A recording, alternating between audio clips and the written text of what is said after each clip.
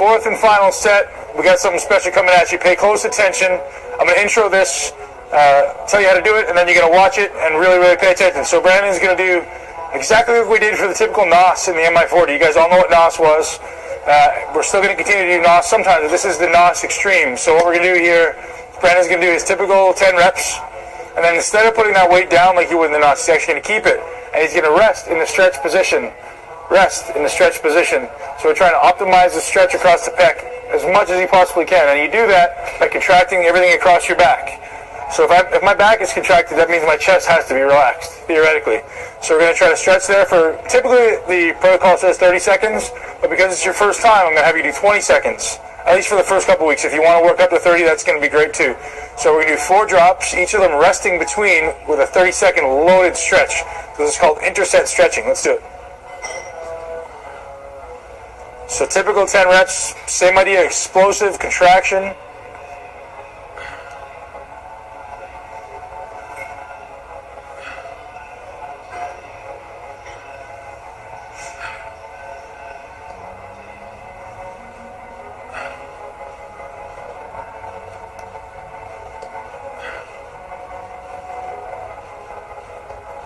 Go, buddy. Give me that stretch, dude. Don't short it. That's better. You get another inch there. Great. One more. Okay, so now the goal here at the bottom of this rep is not to assume any particular position. It's to get a maximal stretch in the chest. So pull your elbows a bit down to the ground. Pull your elbows down to the ground. Now get your hands wide. Let your hands get wide. Let your hands get wide. Let them wider. Wider, wider, wider, wider. There, right there. Even wider, B. Let it go. There you go.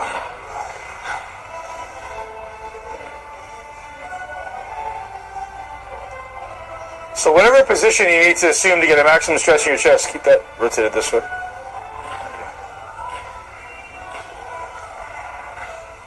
5 seconds. Okay.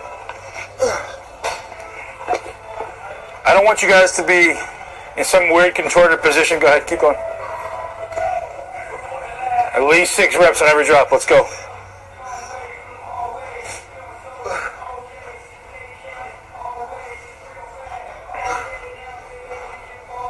Come on, explode.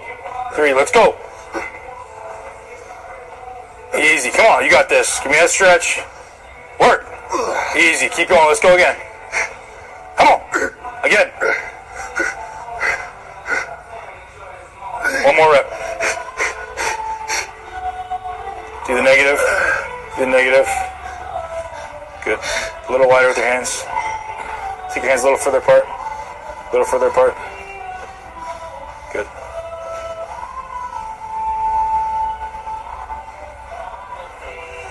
I'm going to go find some 20s.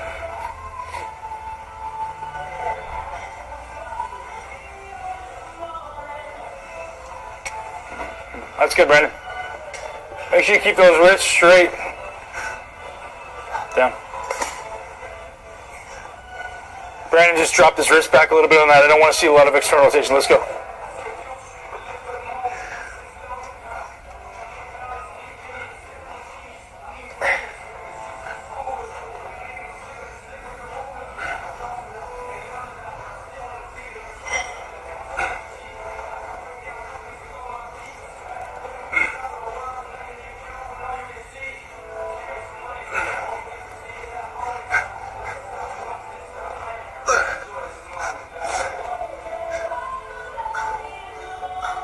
Good. So one thing you're going to notice as you get, if the weights get really light on this exercise, someone's going to feel like this is easy.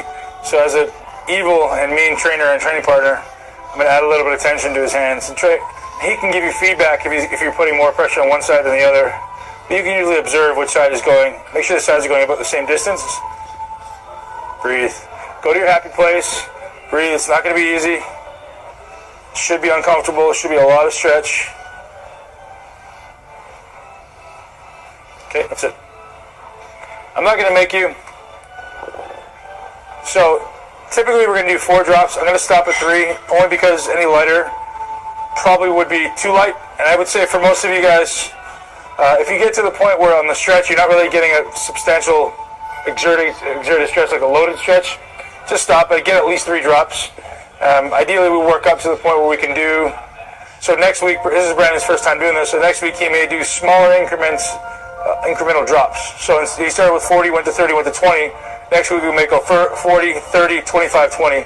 So that way he can actually still get the 4 drops and stay within that prescribed weights, or the weights that he's been using. So there you guys have it. That sucks. It hurts, but it's really, really effective. Some of the university studies are showing 200% greater growth over typical training and typical hypertrophy type training. So unbelievable. Lots of cell swelling, lots of volume.